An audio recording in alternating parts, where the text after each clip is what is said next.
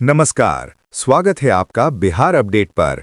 मौसम का सटीक हाल और खेती की जानकारी के लिए हो जाइए तैयार, क्योंकि आज हम लेकर आए हैं बिहार के सभी 38 जिलों पटना, नालंदा, भोजपुर, रोहतास, कैमूर, बक्सर, गया, जहानाबाद, औरंगाबाद, नवादा, अरवल, वैशाली, सारण, सिवान, गोपालगंज, बेगूसराय, खगड़िया, मुंगेर, लखीसराय, शेखपुरा, जमुई, भागलपुर, बांका, समस्तीपुर, पश्चिमी चंपारण, पूर्वी चंपारण, सीतामढ़ी, शिवहर, मुजफ्फरपुर, मधुबनी, दरभंगा, सुपौल, अररिया, किशनगंज, पूर्णिया, कटिहार, सहरसा और मधेपुरा का लेटेस्ट वेदर बुलेटिन, जहां आज मौसम का मिजाज कैसा रहने वाला है, कहां होगी बारिश, ओलावृष्टि या चिलचिलाती धूप, इन सभी सवालों के जवाब लेकर आ गए हैं हम। तो चलिए बिना किसी देरी के शुरू करते हैं आज का सबसे सटीक और खास वेदर अपडेट। नमस्कार। बिहार में मानसून ने एक बार फिर रफ्तार पकड़ ली है और आज की सबसे बड़ी खबर उत्तर बिहार से सामने आ रही है। नेपाल में लगातार हो रही बारिश का असर अब बिहार की नदियों पर दिखाई देने लगा है। गंडक नदी का जलस्तर तेजी से बढ़ रहा है और वाल्मीकिनगर बराज से बड़ी मात्रा में पानी छोड़ा गया है। इसी बीच मौसम विज्ञान केंद्र पटना ने राज्य के 17 जिलों के लिए बारिश का अलर्ट जारी किया है। कई इलाकों में तेज वर्षा, मेघगर्जन और वज्रपात की संभावना बनी हुई है, जबकि अगले 24 घंटे मौसम के लिहाज से बेहद महत्वपूर्ण माने जा रहे हैं। आज सुबह से ही मौसम ने कई जिलों में अपना असर दिखाना शुरू कर दिया। पटना में रुक रुक कर बारिश हुई, जिससे उमस से लोगों को राहत मिली। बगहा में गुरुवार रात से लगातार बारिश जारी है और कई ग्रामीण इलाकों में बिजली आपूर्ति घंटों से बाधित है। मुजफ्फरपुर, समस्तीपुर और कटिहार में भी हल्की बारिश दर्ज की गई, जबकि मधुबनी और कैमूर में घने बादल छाए रहे। छपरा में भी बारिश शुरू होने के बाद कई स्थानों पर जलभराव की स्थिति बन गई है। नेपाल में लगातार बारिश के कारण गंडक नदी उफान पर है। बढ़ते जलस्तर को देखते हुए जल संसाधन विभाग ने निगरानी बढ़ा दी है। गोपालगंज के जादोपुर स्थित एक स्कूल परिसर में पानी भर गया है, जबकि नदी किनारे के इलाकों में प्रशासन सतर्क है।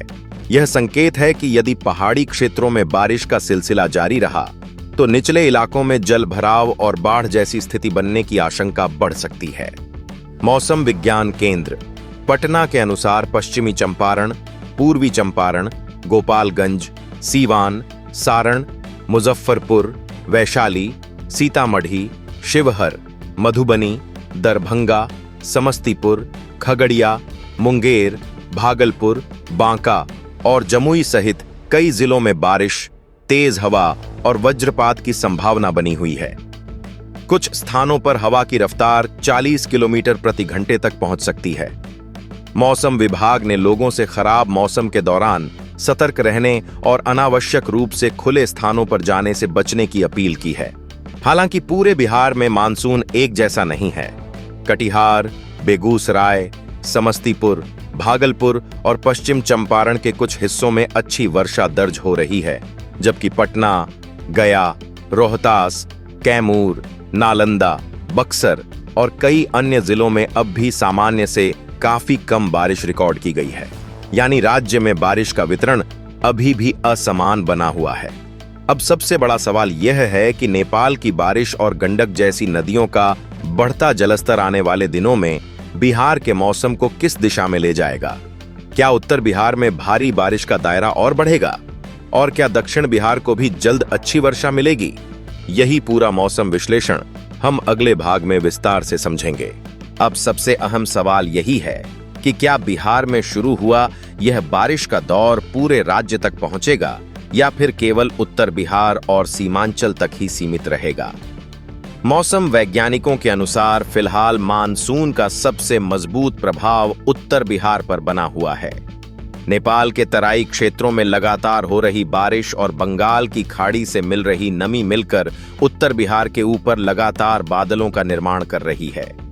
यही वजह है कि पश्चिम चंपारण, पूर्वी चंपारण, गोपालगंज, सीतामढ़ी, दरभंगा, समस्तीपुर और आसपास के जिलों में बारिश की गतिविधियां सबसे अधिक सक्रिय दिखाई दे रही हैं।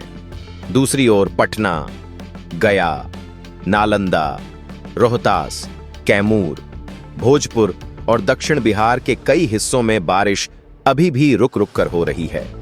कहीं हल्की फुहार पड़ रही है तो कुछ किलोमीटर दूर केवल बादल और उमस महसूस हो रही है। मौसम विभाग का कहना है कि यह असमान वितरण मानसून के वर्तमान चरण की सामान्य स्थिति है। जैसे जैसे नमी का प्रवाह दक्षिण की ओर बढ़ेगा, वैसे वैसे मध्य और दक्षिण बिहार में भी बारिश की तीव्रता बढ़ सकती है। नेपाल में लगातार बारिश का असर केवल मौसम तक सीमित नहीं है।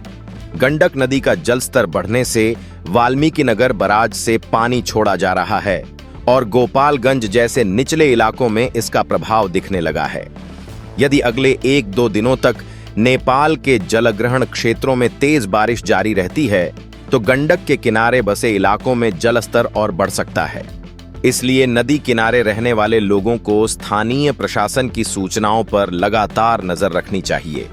बारिश के साथ वज्रपात का खतरा भी बना हुआ है। मौसम विभाग का स्पष्ट कहना है कि जहां गरज चमक वाले बादल सक्रिय हों, वहां खेतों, खुले मैदानों, पेड़ों और बिजली के खंभों के पास रुकना सुरक्षित नहीं है। तेज हवा और बारिश के दौरान अनावश्यक यात्रा से भी बचना बेहतर रहेगा। अगले कुछ दिनों की तस्वीर देखें तो उत्तर बिहार, सीमांचल और मिथिलांचल में अच्छी बारिश का सिलसिला जारी रहने की संभावना है।